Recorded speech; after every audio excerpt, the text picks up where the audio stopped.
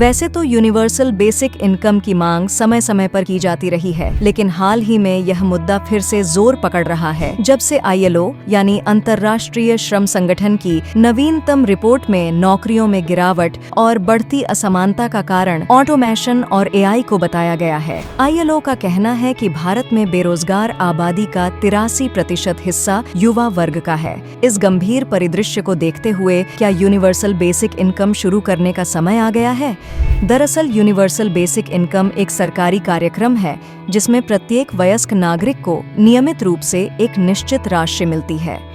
एक universal basic income का लक्ष्य गरीबी को कम करना और अन्य आवश्यकता आधारित सामाजिक कार्यक्रमों को प्रतिस्थापित करना है। यूनिवर्सल बेसिक इनकम से क्या होगा फायदा?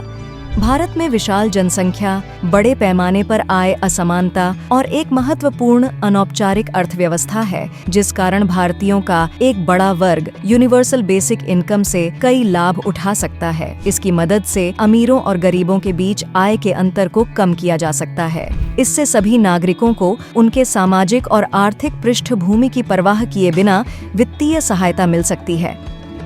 भारत की लगभग 80% श्रम शक्ति अनौपचारिक क्षेत्र में काम करती है, जहां रोजगार की सुरक्षा और सामाजिक लाभ बहुत कम है, जबकि यूनिवर्सल बेसिक इनकम इन अनौपचारिक श्रमिकों को वित्तीय सुरक्षा प्रदान कर सकता है। साथ ही यह बैंक खातों में डायरेक्ट कैश ट्रांसफर के माध्यम से आर्थिक सुरक्षा देकर स्थानीय समुदायों के भीतर होने वाले पलायन को रोक सकता है।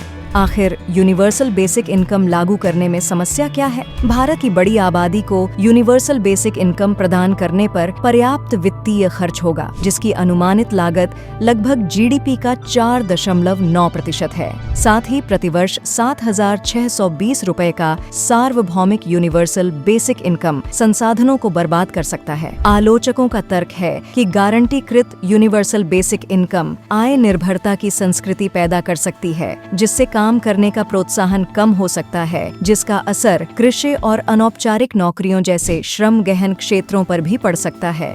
तो आगे क्या किया जा सकता है?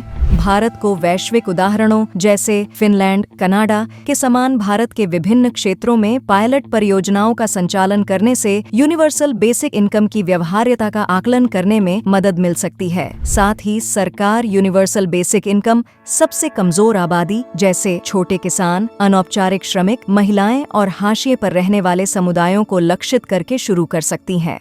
आज का प्रश्न, यदि यूनिवर्सल बेसिक इनकम लागू हो जाए तो इसके क्या नकारात्मक परिणाम हो सकते हैं? 1. इससे मुद्रास्फीति बढ़ सकती है।